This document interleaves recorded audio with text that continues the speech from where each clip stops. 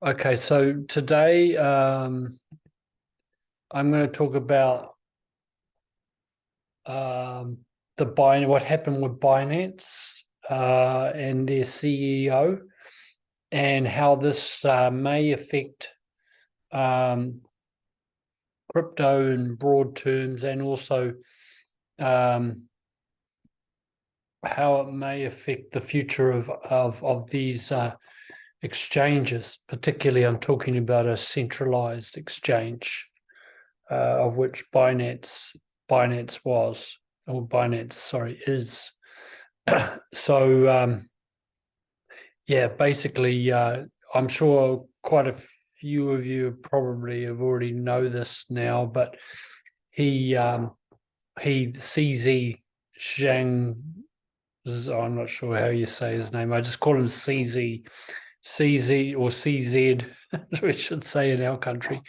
He basically had to step down because Binance have been found guilty of anti-money laundering and violating the USA's sanctions on trading with sanctioned countries, Ukraine, Russia, Syria, North Korea.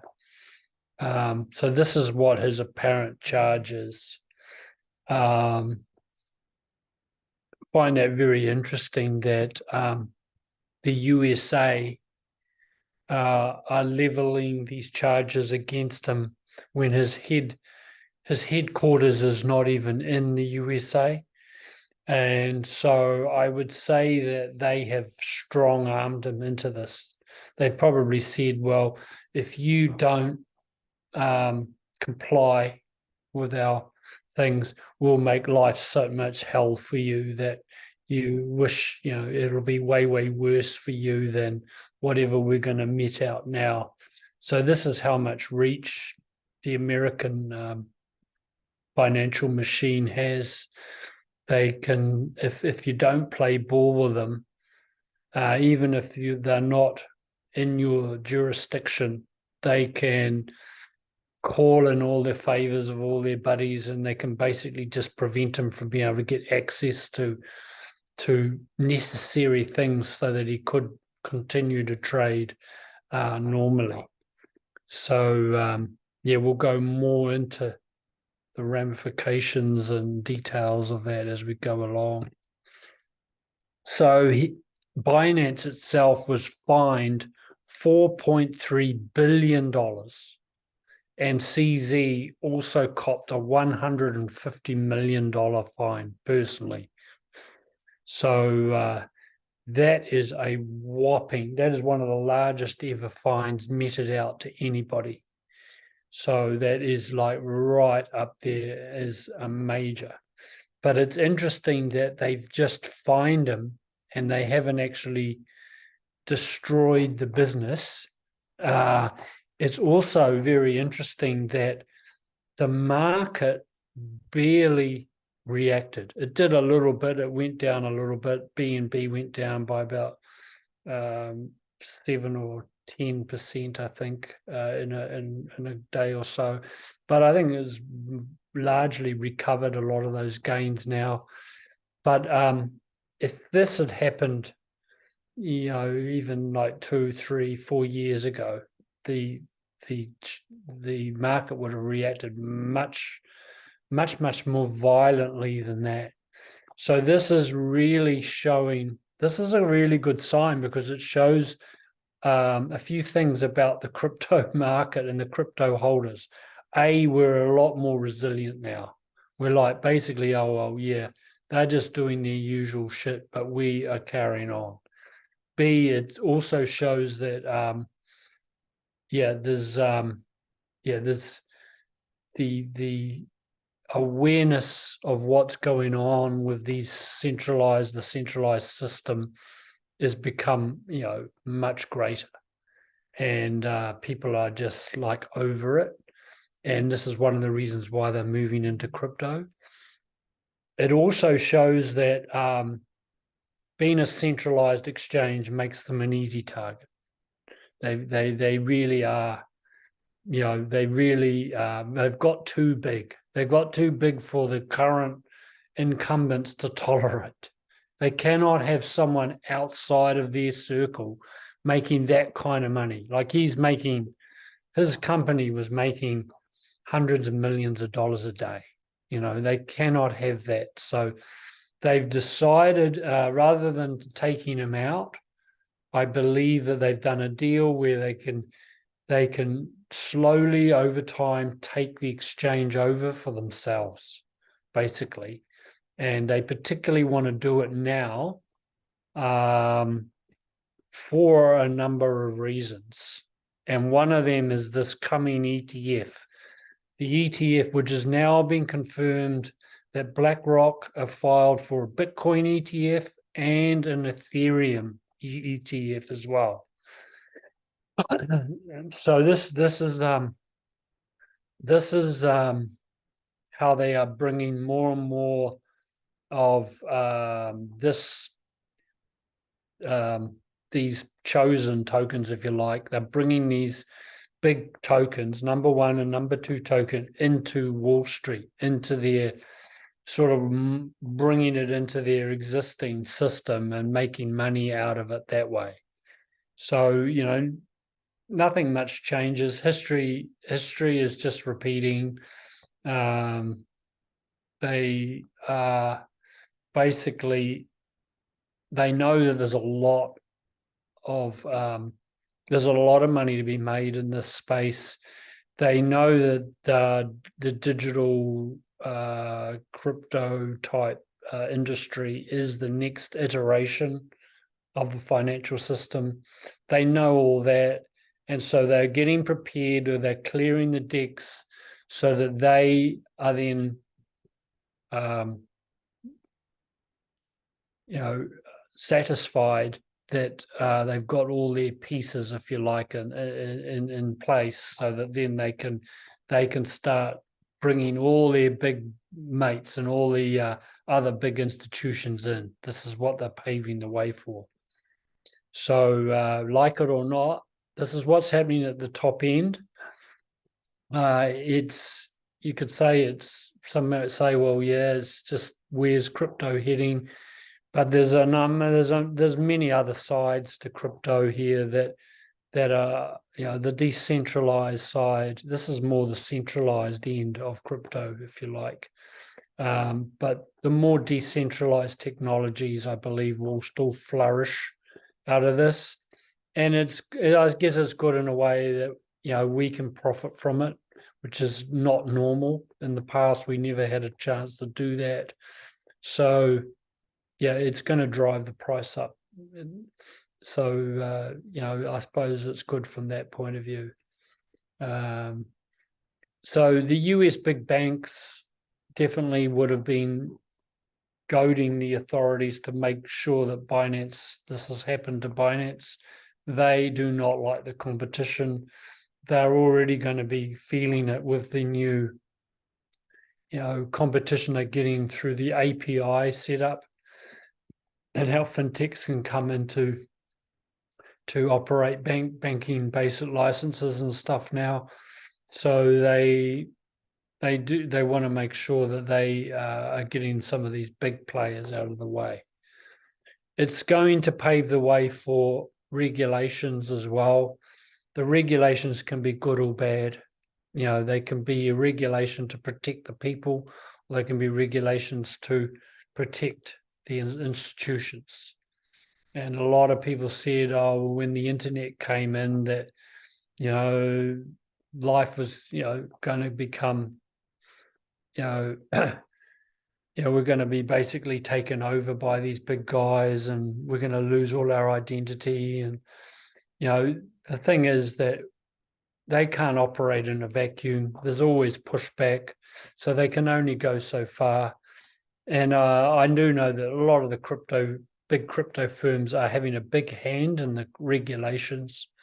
So I don't know that the regulations will be any worse. They won't be any worse than what we've got now. And the fact that we are actually got some stake in this new Web3 system, decentralized system that's coming, it's better than having nothing at all. So for that, I think it's a good thing. Centralized exchanges is also highlighting the vulnerability of centralized exchanges versus decentralized exchanges. Although I believe even now some of the decentralized exchanges are now going to be submitting KYC requirements, know your customer. So even the decentralized exchanges may start doing that. But the thing is, the cat's out of the bag, and there are apparently other exchanges that are going to operate completely privately.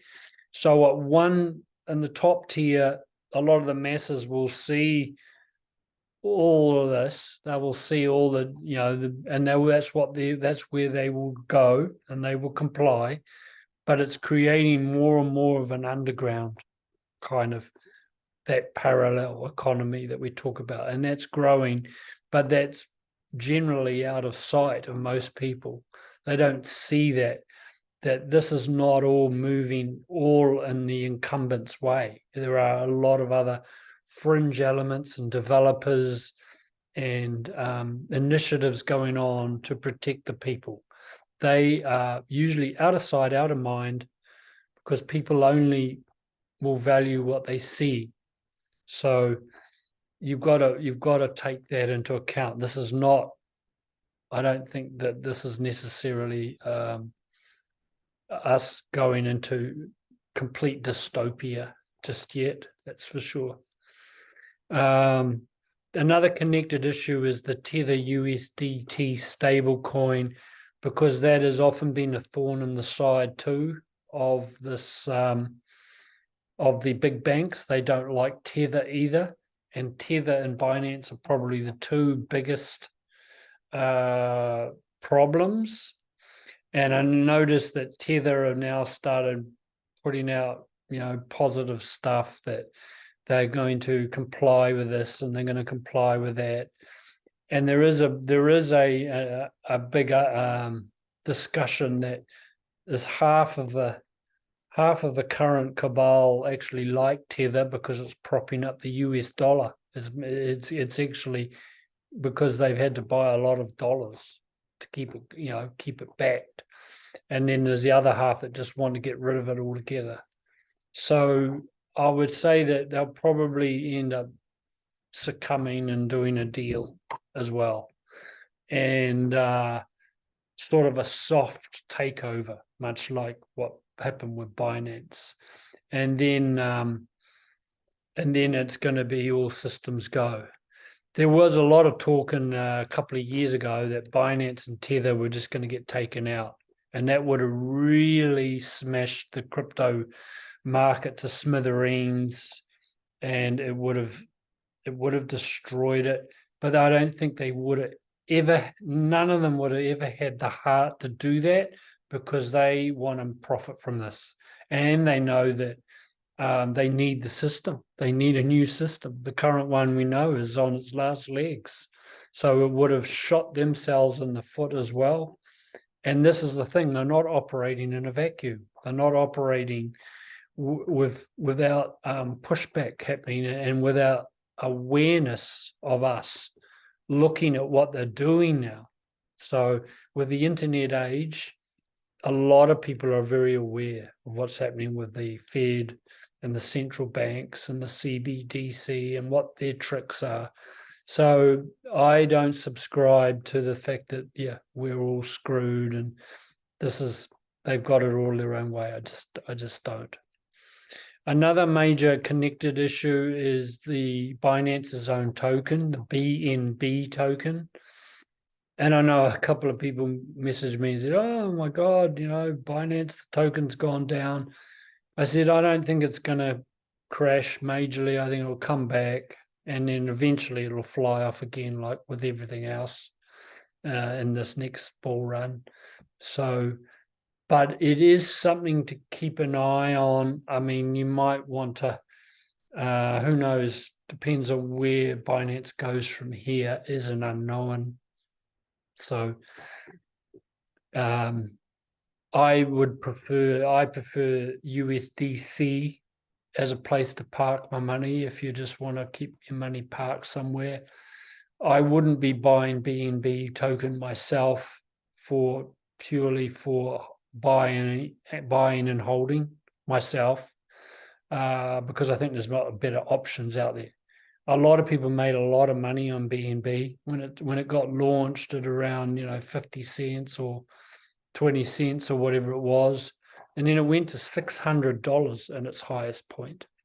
So a lot of the money has already been made, I think, in BNB. Although I think it will probably 3x from here and probably go back up to its all-time highs. But I still think that there's probably better options. Just my opinion. Now, another thing that to take note of is the new CEO, Richard Tang. Who is he? Well, apparently he is a WEF member. So that kind of tells you everything. Kind of tells you everything you need to know about what they've got planned for it. And he's talking it up that nothing much is going to change, and they're committed to protecting people's funds, and everything is backed. And there has been no case of market manipulation or misappropriation of actual client funds. So they're not fraudulent in that way. They've been doing the right thing with people's money. So that's I think CZ was quite ethical, relatively ethical in that sense. And they have clearly got deep pockets and a lot of money. So, yeah. But anyway, this guy, Richard Tang, we'll have to see how that plays out. It's still early days. And this war's still got a fair bit more to go yet.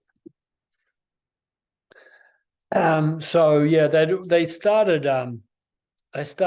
put Binance on their watch list way back in 2018. That's when they signaled that they didn't like Binance and what they were doing. And then they've been attacking them ever since. And back in February this year, this was Binance's own stablecoin, BUSD. And then they managed to, it was up over 20 billion in market cap at one stage. It's now under 2 billion. So they've been able to drain the funds from BUSD without causing havoc to the market, which has been good. So at least I'd say that these players, they're doing it that way again because they want to protect the market overall, so that they can all profit from it, and so that they can use it, for their own purposes.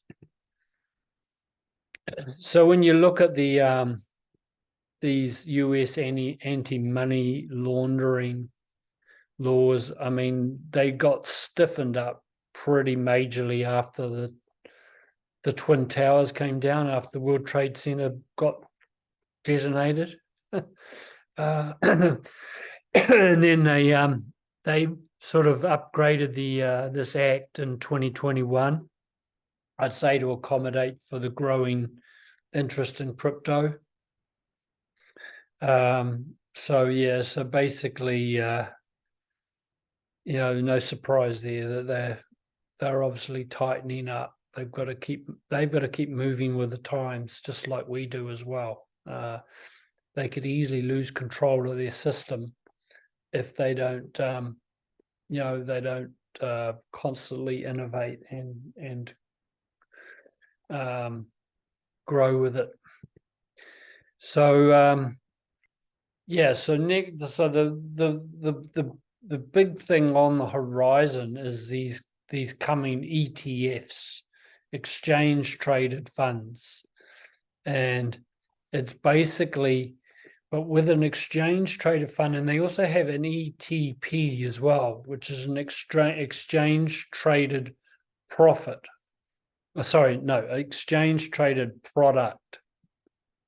So an ETF is, there's an analogy where the exchange traded product is like, say, the van. Say, as an analogy to that's the van, and the ETF is analogous to the whole fleet.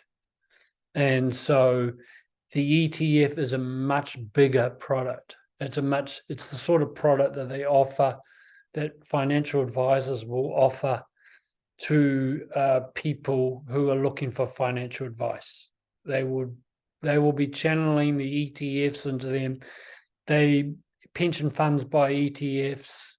Our KiwiSaver, Milford Asset Manager, and all those asset managers, and all the big banks and their investment arms, they will be selling these ETFs to the general public.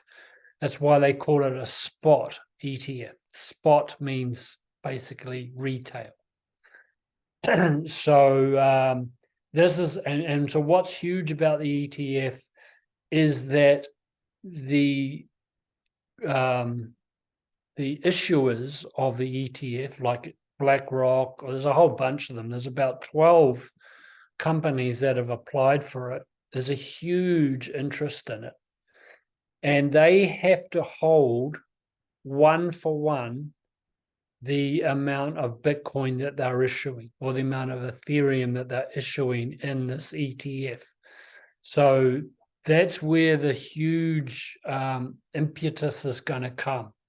They're going to buy up a lot of Bitcoin and a lot of Ethereum, so that the exchange traded fund has the backing of the asset, and then the people make the profit on the price movement. People are not buying Bitcoin or Ethereum directly. They are just profiting from the price movement. So so this is why, so when Bitcoin and Ethereum are going to then start charging off in price as they load it up, and it is due for release in January next year, about 6 weeks away, 6 or 8 weeks. Some people say it may even come out before Christmas. So they're really fast tracking it now. After a long time of dragging their heels, they're fast tracking it because I think because they know it's needed. We can't fall into the complete sinkhole of debt and mayhem and chaos. Otherwise, they're going to lose control completely, or whatever control they've got left in their system will be gone. So they have to keep, as I say, you have to keep the kettle boiling. They have to keep it rolling. So this big Binance situation paves the way for the release of this ETF. It also signals the big bull run of 2024, which just about all the major pundits are predicting now. As Raoul Powell says, he's one of the big. He's an ex-Goldman Sachs guy who's gone out on his own. He's worth a lot, but he's a pretty decent sort of guy who gives a lot of information. And he said in his own words, you don't want to fuck this up. You don't want to fuck up this coming bull run. Make sure you're ready. Make sure you're ready. Don't sell too early. Don't sell too late. Don't make sure you know the tokens you want to take profit on. Know the tokens you want to hold. Just don't fuck it up. That's what he said. And he went into, saying that this is probably one of the biggest bull runs in any asset class we're likely to see. So, I mean, if it's not this one, the one in 2025, maybe 2026 will be, because that'll be the mass adoption one. This one coming is the early institutions and the crypto people that are already in crypto, but it was also bringing in the first big tranche of institutions. So, excuse me. So this whole Binance thing is clearing the way for the financial institutions to jump in. They are super conservative. They won't do anything against their own financial laws because then they will get outed. They play by the rule book, but they're also it's also it's also that the banks and some of these institutions, they'll probably they want to then make sure that as much of the profit that's generated is coming back to them as well.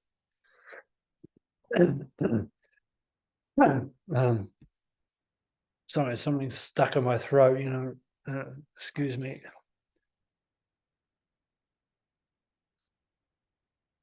So this is just one of the headlines of some of the news.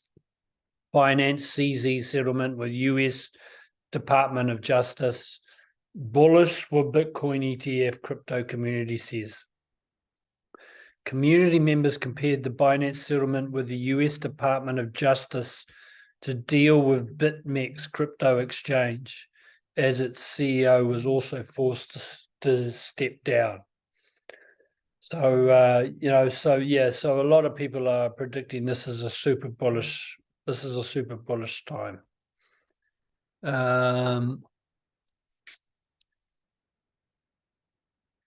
So the other thing that this brings up, it brings more focus back onto the banks and their instability right now, and also that the fact that there's really one rule for them and there's one rule for everybody else. They do not like the competition. The banks, Binance and crypto is taking a lot of money away from banks already, and we're in the very, very, very early stages, and already they're already not happy about it. And so basically, this Binance issue is highlighting that. It's also bringing into focus the impending debt blow up that is around the corner between now and 2025, 2026, say 2025. By 2025, I think we're going to see the real fireworks are going to start, and the financial collapse. It's a detonated collapse, but it's a slow burn at the moment, but eventually they're going to flick the switch, and then it will be very, very sudden. So we know no one knows when that might happen. Like, a lot of people are convinced it's the coming month or in the early part of 2024, but people have been saying that on and off for the last few years, and it hasn't happened. And my opinion is that I don't think they're going to do that until their CBDC is ready, or at least they've got all the countries have got their stable coins ready. Because you imagine if there's a financial collapse and there's nothing else to move to, there's no other infrastructure, that would be crazy. They'd actually be killing themselves as well as us. And then there would be absolute civil war and real mayhem. That would be, the people are already restless. So I think they're going to appease us in the meantime with more handouts, with more money, lots of money printing coming next year, I think. From mid to later next year, I think they'll start lowering interest rates again. And then usually when they start lowering interest rates, they start printing money for the people. They are printing money now in secret for themselves to keep the banks propped up. So that's another way how they can keep normality, if you like, going for a bit longer. But who knows? There could be a rogue element that happens that they don't foresee, or could be, the so-called alliance that's going to detonate. But I don't think so. I think the alliance will, if they are really a cohesive and genuine group, they will move in when the system actually comes down, when the banks are at their weakest point, when people are all up in arms and all upset and everything else. That's when the so-called alliance will come in. I kind of remain quite. I know that if there's something good's going to happen, but I just don't know who and how and why. I'd rather just stay neutral, and then you don't get caught up in all the FUD. And I just easier life when you just keep it neutral and keep yourself as a witness. And in that way, it's not feeding the beast or putting all your negative energy into the ups and downs, the expectations as well, the judgments, and all the other negative emotions we have around this. It's just more fuel for the fire. So if we withdraw our valuable energy and our attention from that, then it's far more. It's going to happen far more easily for us, and then we're not going to be. We'll be just ready then to act. So basically, the banks, they break these anti-money laundering laws all the time. So there is definitely a rule for them. I mean, just to give you an example, this Wells Fargo, they did exactly the same thing as Binance, and they got fined $100 million, which sounds like a lot, but that's just a slap on the wrist for them. 100 million is nothing compared to 4.3 billion. So it's one rule for them, one rule for everybody else, as I said.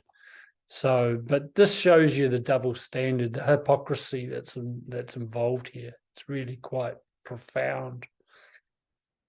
So, and then there's all the other things that the banks are doing as well. I mean, it doesn't stop at anti-money. They're price fixing, the insider trading, they are fixing the price of gold and silver constantly by buying and trading paper contracts amongst themselves, fictitious contracts that are counted as though they're genuine buying and selling trading. It's total bullshit. JP Morgan were fined 900 million for doing that. But they do it, and they continue to do it because they're still making that much more profit. They see that as just par for the course, just an expense, basically. So same with Wells Fargo. I bet you and all the other big players, they're all money laundering to try and cover themselves for the Ponzi scheme they've created. It's a pure Ponzi scheme, robbing Peter to pay Paul. That's what it is. So it's everything's certainly teetering. It's teetering on the edge right now. But I don't underestimate the cabal to keep it going a bit longer. I would never underestimate them. They are an enemy worth treating with some caution, and especially now when they're under the pump and they've got their backs to the wall, they're very dangerous when they're in this situation. Hence why I think a major black swan event will come just before their collapse. So the other big area is all around regulations. Sorry, excuse me. So we've already had the collapse of FTX and Celsius, and there's been a few others. The Terra Luna token as well was another one. These were all planned detonations to make out like, crypto was full of fraud. So now that they're cleaning it up so that now it's making it all good and all this, it's all part of the plan. That Sam Bankman-Fried, he was an absolute clown of FTX. He was running FTX. He was only a young fella who really had no idea. unfortunately, he was used as used as a puppet, and they used him. They run a lot, hundreds of millions of dollars, probably billions of dollars in donations went to political parties. Celsius just went into a greed kind of thing. They were doing a lending and borrowing thing. They were commingling funds. They weren't holding the right. They were misappropriating money. And Terra Luna were basically made an example of. They were offering, very high interest rates, and the banks hated that, so they chose them to make an example, and took it out to make an example of them and to try and dampen down. And admittedly, let's face it, there are a lot of scams in the crypto space, but they reckon that the amount of money laundering that goes on in crypto has been well studied. 0.02% of crypto is used in money laundering. There's far more money laundering going on with the fiat currencies and the dollar. 0.02%, but they love to blame it on crypto when it's really just people, coming back to people again. So anyway, they've got it to the masses, and the 95% who are not in the space and not researching all the time, or don't really have an idea. Even the people that are in crypto, but they don't know what's going on. They just buy this mainstream bullshit line, hook, and sinker. And so the public perception is that crypto is full of scams and it needs to be, cleaned out and all of that, and rah. But it's really all, it's just a Hegelian dialectic, problem, reaction, solution. So then, of course, comes Binance and Tether. As I mentioned, Tether, I think Tether could be next in line, possibly, for realignment or re-education.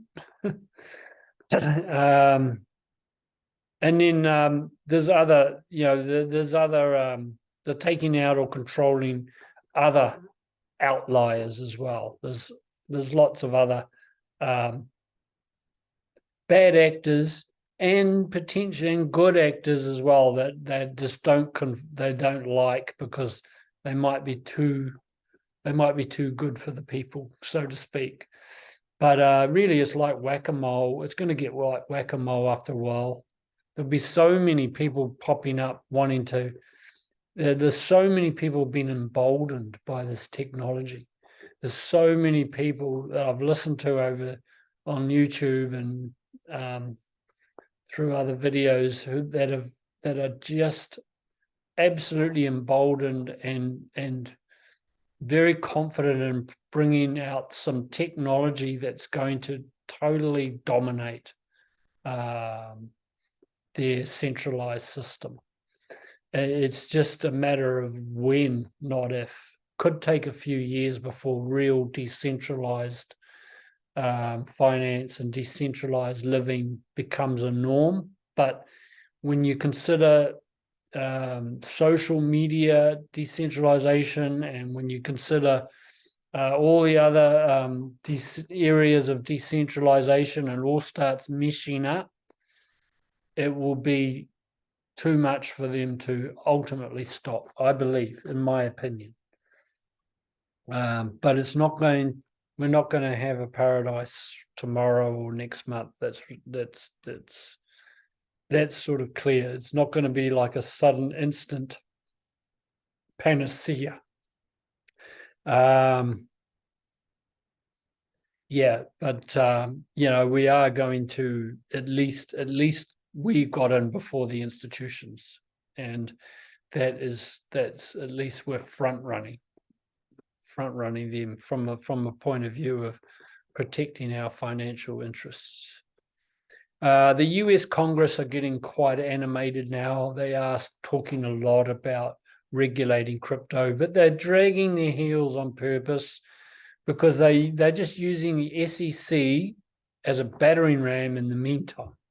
It kind of suits them because then they're not held to it. They don't have to be accountable to it.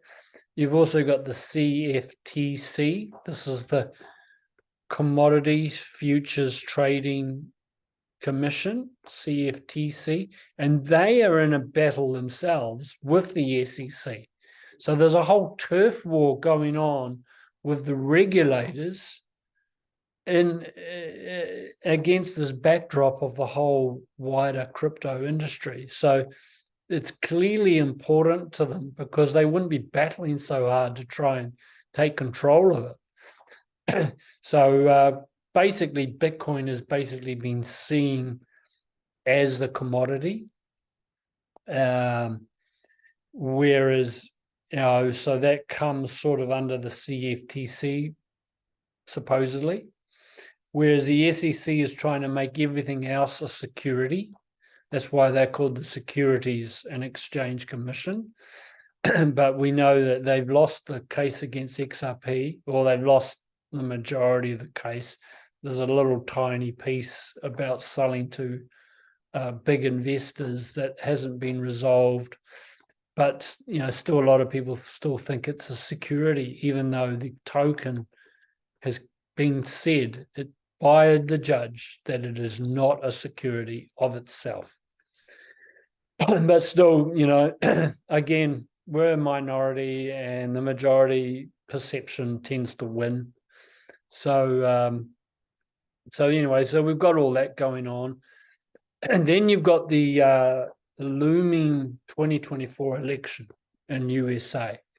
And obviously Biden, clown Biden, the resident Biden, he will want to make the economy as rosy as he can leading up to that, because if they keep carrying on the way they are, or if any of the banks collapse on his watch, that'll be the end of him completely, finally. So this is one of the reasons why I don't think the whole world, the world system will collapse before that. That's in November next year, another year away yet. Unless there's an intervention, unless there is some kind of intervention that we don't foresee, I think they will turn the money printer on mid next year, and that's going to fuel this crypto bull run even more. Because I don't know whether you're aware, but when they were in COVID, when they were giving out the stimulus checks, it fueled the crypto industry like crazy because a lot of people were just putting it straight into crypto. And so I think it's going to happen again, but with a lot more awareness this time around what the crypto industry is trying to do. So basically, I still think 2025 before we see any real collapse. That election is going to be very contentious. It's going to be very, very crazy time, especially in America around that time. But I think in the whole world, by then, it'll be getting very, very intense for a while before the release. And as I've said before, with regulations, the regulations could be made with people in mind rather than just the institutions and the banks in mind. And as the sentiment rises and more people know what they're up to, this is, once the cat's out of the bag or the genie's out of the bottle, as they say, then people aren't going to tolerate being held under the thumb when they find out like all the, like our deposits are really being loaned out, that banks are not holding our money in the bank, of what's happening with, not just the crypto industry, but the general finance, how money is being fraudulently printed for anyone and sundry. You look at what happened in 2009 with the all the bailouts that were done. They won't be able to bail out again. And even the awareness around bail-ins, I don't even know whether will actually be able to do it. I think they would like to. I mean, they might just do it anyway. But it's the thing is, the more they push, the more they're actually exposing themselves. So yeah, basically, I think the people have got the upper hand now. We are getting the upper hand. It's coming. So what do I see in the future of crypto? I think in the short term, we're at the early stages of a bull run, which could run from, it's starting now in a small way, but it'll be slow to build up. But when the ETFs get announced, then you're going to start to see it accelerate. And then through into next year, I think it will continue to, especially if they start lowering interest rates. Oh my God. And then you've got in April, the Bitcoin halving that's often brought up as a major trigger point. So leading up to April, during April, and immediately after April. And so that's making a perfect storm. You've got ETFs, you've got the halving, you've got money printing, you've got lowering inflation. When inflation goes down, the crypto market goes up as well. And then combine that with money stimulus, money printing, you've got a potential, quite an incredible time for us. We'll ride that wave, and then we can, basically, hopefully make up for some of the losses, that we've incurred along the way. There've been, I know some of us have, suffered a bit losses here and there. If you haven't sold yet, it's only unrealized losses. So that's the other thing. If you hold strong till this bull run, then you can you can reverse the unrealized losses, and then they can become realized profit. That's what we want. So that's kind of, that's obviously what we've got to try and do. I think in the midterm, I think 2025, 2026, that's when the system is going to collapse, and that's when they're going to have to reset. They're going to have no choice. You're going to see regulations coming in that time. You're going to see mass adoption coming in there. You're going to see another bull run that will be even bigger, because everyone and sundry is going to be coming in then. My gosh, but then there's going to be a big crash. There will be a big crash after that. And longer term, I see the continual development of decentralized finance and DeFi, and more of this parallel economy opening up. So we will be able to choose whether we will participate in the full-on centralized system, but apparently safe and secure, because that's how they'll promote it, all to the normies, all to the uninitiated, unawake. They will buy that, and probably a good percentage of the population will go in there, even though it's like, they still love the abuser type thing, even though we've all had that much abuse. I think, Stockholm syndrome, they call it. People will still side with the existing incumbent system. But there will be other people like us who will go, stuff that, I'm not going that way, I'm going this way, and we'll go with our decentralized banking, decentralized social media, decentralized finance, decentralized communities. There'll be cash. I think still cash will be around, unless they try to make it illegal, which I think will be very tough for them to do. I think they would like to phase it out and take it out of circulation. So, but I think, cash will still continue for some time, and we will have our decentralized crypto. And I think gold and silver will come in 2025. Gold and silver will come back in value, like again, is quite significantly value. And some people may even trade with that. And you will have a range of currencies that we will have.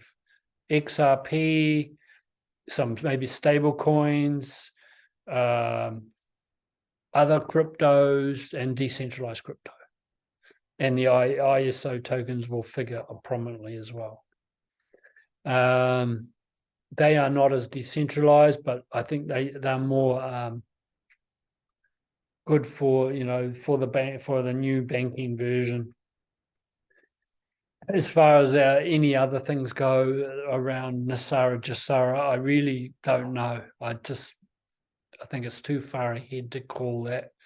There's so many factors. So if people are waiting on Nasara Jasara as their strategy, I think that they're going to get a very hard wake-up call. But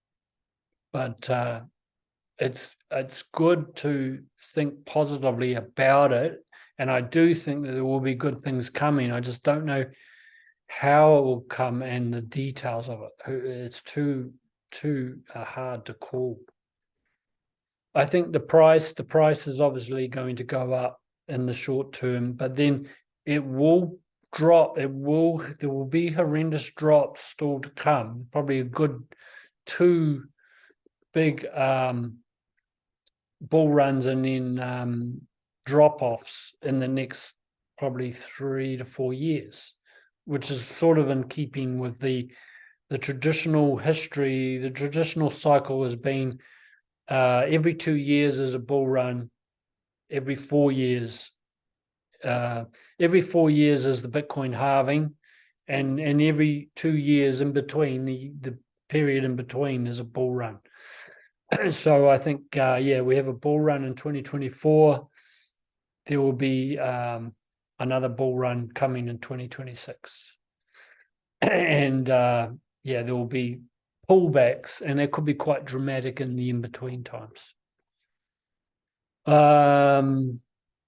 Decentralization, like I said, I think will continue to grow, but slowly, surely, sort of under the radar, out of sight, out of mind, like I said, but being developed, and we'll start seeing it pop up more and more once regulations are set. The incumbents are going to do their best to pull as much of crypto under their umbrella as they can. And so, we're going to have to live with that. You can't stop that happening. All we can do is try and continue to work on moving forward as a united group, as a united people's economy. Really, that's all we can really do. And keep our energy up and take care of ourselves the best way we can. Health is obviously very important. Keep our energy high so that we're not becoming bait for all the FUD and the FOMO and all the other bullshit. The exchanges, I think what will happen is that eventually, I think Binance, I know they're already working on a decentralized exchange, and I think the centralized exchanges will slowly start petering out, and they will be replaced by more decentralized exchanges, which will offer a bit more protection. Even though you've got KYC, it's still going to be more protection than what they've got now. It's still a better version, but ultimately full private kind of decentralization will slowly but surely come over time. And the economy, well, I think it'll follow. I kind of pretty much said what I think there. The economy is going to be running on life support for another 18 months, I think, and then it's going to crash spectacularly. Well, they're going to detonate it fully, and then there's going to be a reset, and then after that, the crypto will become huge and mainstream, but the economy itself, I think, will struggle for some time.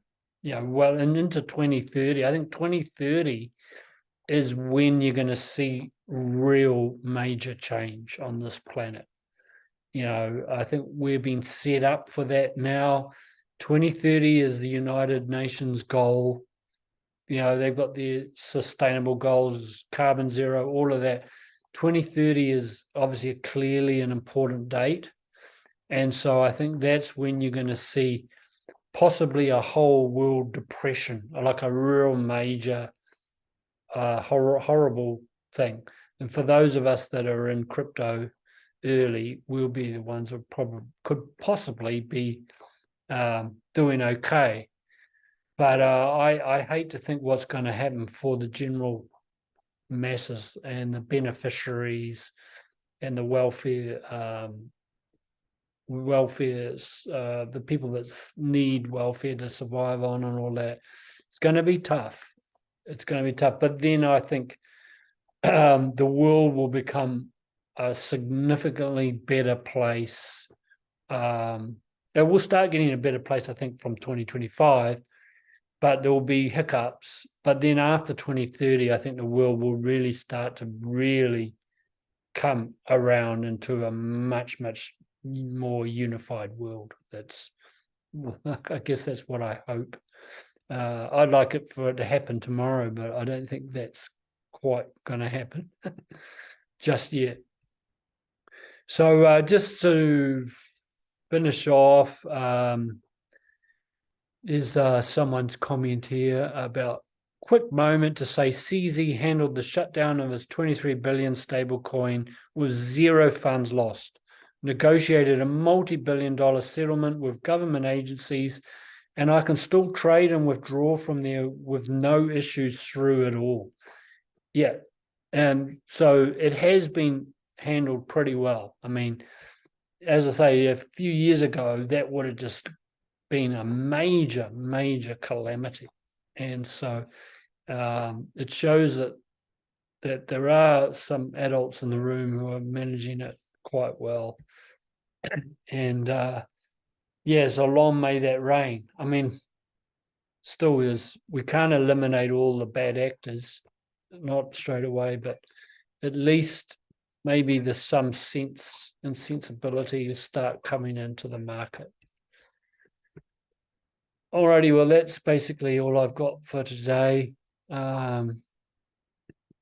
It's like you're trying to sort of peer into your crystal ball a bit with this, and we can't say. By the way, I just stopped the